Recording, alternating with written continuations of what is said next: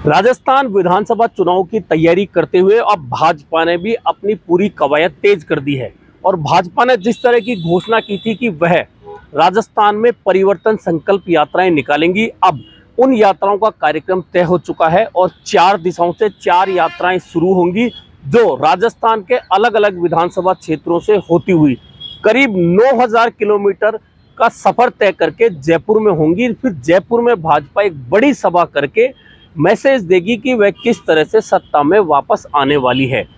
पहली यात्रा जो शुरू होगी वह यात्रा 2 सितंबर से शुरू होने वाली है और वह शुरू होगी सवाई माधोपुर के त्रिनेत्र गणेश मंदिर से। उसके बाद में वह जो दक्षिण हिस्सा है राजस्थान का उसमें जाएगी, जिसमें कोटा, झालावाड़, बूंदी ये जो एरिया है शामिल किए गए हैं। इस यात्रा के जरिए इस क्षेत्र के कार्यकर्ताओं में फिर से उत्साह भरेगी। इसके अलावा एक यात्रा की शुरुआत बेणेश्वर धाम से होगी, क्योंकि बेणेश्वर धाम आदिवासियों की आस्था का प्रमुख केंद्र है। ऐसे में दूसरी यात्रा बेणेश्वर धाम से भाजपा शुरू करने वाली है। वहीं एक यात्रा गोगामेडी से शुरू करने वाली है। वहीं एक यात्रा जो राजस्थान का पश्चिमी हिस्सा है रामदेवरा, क्योंकि रामदेवरा राजस्थान में आस्था का बहुत बड़ा केंद्र है, बहुत ज़्यादा लाखों लोगों की वहाँ आस्था जुड़ी हुई है। ऐसे में भाजपा ने 4 स्थान तय किए हैं 4 दिशाओं में। वहाँ से भाजपा अपनी परिवर्तन संकल्प यात्राएं शुरू करेंगी और फिर वह यात्राएं 9000 किलोमीटर के करीब चलने के बाद में जयपुर में एक जगह आएंगी। फिर भाजपा वहाँ एक बड़ी सभा करेगी।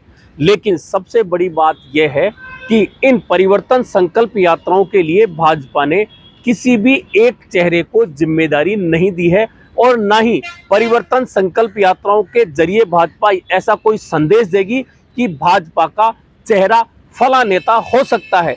दरअसल भाजपा में इस वक्त उधेड़-बुन इस बात की चल रही है कि किस चेहरे को आगे रखा जाए, और यदि एक चेहरे को आगे रखा जाता है तो निश्चित मानिए कि विवाद की स्थिति बनेगी। ऐसे में भाजपा ने पूरी तरह से तय कर लिया कि केंद्रीय नेतृत्व के जरिए ही चुनाव लड़ा जाएगा। इसीलिए जो 4 दिशाओं से 4 परिवर्तन यात्राएं शुरू होंगी उसमें अमित शाह, जेपी नड्डा, राजनाथ सिंह और गडकरी उन यात्राओं को रवाना करेंगे, यानी कि प्रदेश के किसी भी नेता को एक यात्रा का जिम्मा नहीं सौंपा गया है। हालांकि चारों यात्राओं को अलग अलग संयोजकों के जरिए चलाया जाएगा, लेकिन वे संयोजक तक सीमित रहेंगे। दरअसल भाजपा की परेशानी यह है कि भाजपा के पास में भीड़ खींचने वाली नेता के नाम पर वसुंधरा राजे के अलावा कोई नहीं है। हालांकि केंद्र में मंत्री भी हैं, अर्जुन मेघवाल, गजेंद्र सिंह, कैलाश चौधरी, लेकिन ये नेता भीड़ खींचने वाले नेता अभी तक खुद को साबित नहीं कर पाए हैं। एक लोकसभा क्षेत्र ये जीतकर जरूर आए हैं, लेकिन ये बहुत बड़े नेता नहीं हैं। सतीश पूनिया बड़े नेता हैं, पूर्व अध्यक्ष हैं, अभी उपनेता प्रतिपक्ष हैं, लेकिन ये भी भीड़ नहीं खींच सकते पूरे राजस्थान में जाकर। वहीं राजेंद्र राठौड़ नेता प्रतिपक्ष हैं, लेकिन वे भी भीड़ खींचने वाले बड़े नेता नहीं हैं। वे एक जाति, राजपूत जाति में बहुत असर रखते हैं। इसके अलावा वे 6-7 चुनाव जीत चुके हैं विधानसभा के, लेकिन फिर भी भीड़ खींचने वाले नेताओं में उनका नाम नहीं आता है। यही कारण है कि भाजपा ने एक तरह से वसुंधरा राजे को भले ही साइड लाइन कर रखा हो, लेकिन दूसरा चेहरा भी सामने लाने से भाजपा डर रही है कि कहीं वसुंधरा राजे के नजदीकी लोग नाराज नहीं हो जाएं और उसका नुकसान पार्टी को नहीं हो जाए। यही कारण है कि भाजपा ने बहुत स्पष्ट रूप से कह रखा है कि प्रधानमंत्री नरेंद्र मोदी के चेहरे पर ही राजस्थान में चुनाव लड़ा जाएगा। दरअसल यह परिवर्तन यात्राएं तो एक अलग बात है, लेकिन असल लड़ाई तो तब होगी भाजपा में जब टिकटों का वितरण होगा। हालांकि टिकटों का वितरण केंद्रीय समिति करती है और भाजपा में केंद्रीय नेतृत्व का पूरा नियंत्रण पूरी भाजपा पर है, लेकिन इसके बावजूद किस नेता के कितने समर्थक टिकट प्राप्त करने में सफल हो पाते हैं, वसुंधरा राजे क्या अपने पुराने और मजबूत समर्थन वाले नेताओं को, सिपह सालारों को फिर से टिकट दिलाने में सफल होंगी, यह एक बहुत बड़ा विषय बना हुआ है। दरअसल यदि ऐसा होता है तो एक बार फिर वसुंधरा मजबूती से उभर सकती है और यदि दूसरे नेता, हालांकि दूसरे किसी भी नेता के पास में इतने चेहरे नहीं हैं कि वसुंधरा राजे के तमाम चेहरों को अलग करके उनकी जगह वे नेता अपने समर्थकों को रिप्लेस कर सके।